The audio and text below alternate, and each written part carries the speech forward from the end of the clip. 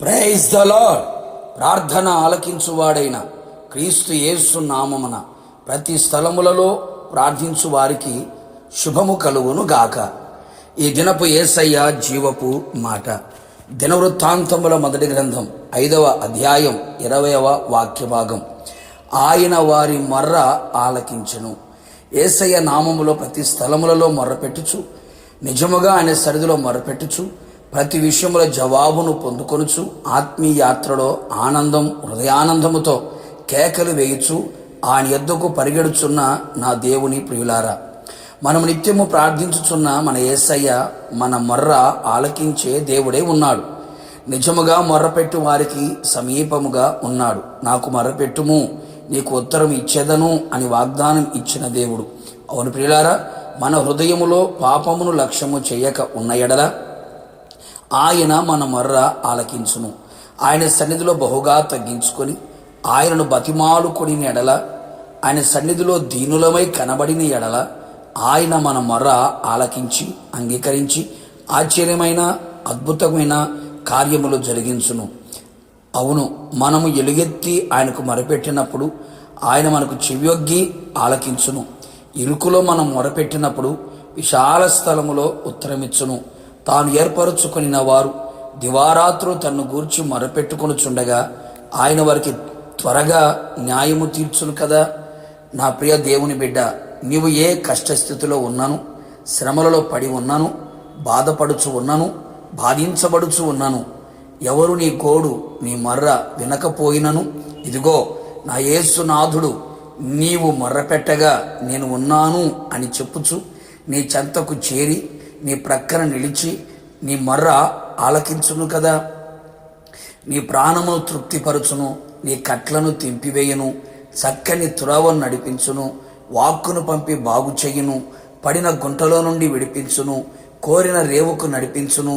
శ్రమకు తాళలేక మొరపెట్టితివా, ఆయన నీ ఆపదలన్నిటిలో నుండి నిన్ను విడిపించును, నిన్ను ఆశీర్వదించి అధికముగా అభివృద్ధి పరచును. నీ శ్రమలలో తోడై ఉండి నిన్ను విడిపించి గొప్ప చేసి ఘనపరచును. ఏ సమస్యలు, రోగములు, ఇబ్బందులు, ఇరుకులు, ఆర్థిక ఇబ్బందులు, పలు రకాల పరిస్థితులనే యుద్ధరంగంలో కనపడుచు యుద్ధము చేయుచున్నావా?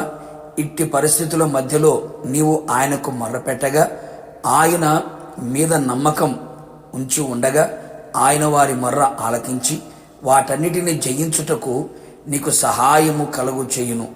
నీకు విరోధముగా పోరాడే ప్రతి పరిస్థితుల నుండి నీకు జయమును అనుగ్రహించును.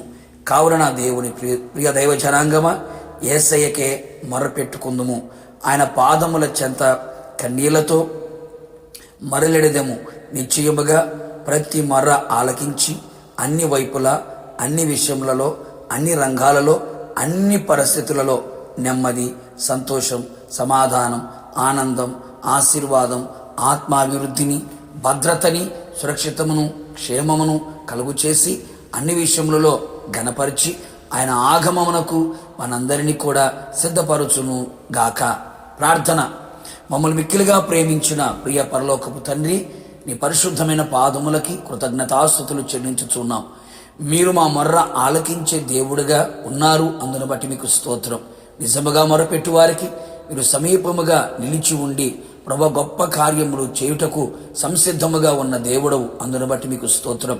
నీ ప్రజలు ఏ పరిస్థితుల మధ్యలో, ఏ కష్ట స్థితిలో, ఏ ప్రమాద స్థితిలో, ఏ అపాయపు స్థితిలో, ఏ నష్టములో, ఏ బాధలో, ఎలాంటి ప్రతికూలమైన పరిస్థితిలో నీ పాదములను పట్టుకొని బ్రతిమలాడుచు మొర్రపెట్టుచు ఉన్నారో, నిశ్చయముగా వారందరి మొర్ర మీరు ఆలకించి వారికి సహాయమును అనుగ్రహించి ప్రతి విషయంలో అత్యధికమైన జయమును కలుగు చేసి మీ నామానికి మహిమ తెచ్చుకోమని, మీరు ఆకడకు సిద్ధపరచమని తగ్గించుకుంటూ మీ పాదముల ఎదుట లొంగిపోతూ యేసు పేరట వేడుకొని పొందుకొని ఉన్నాము తండ్రి, ఆమెన్.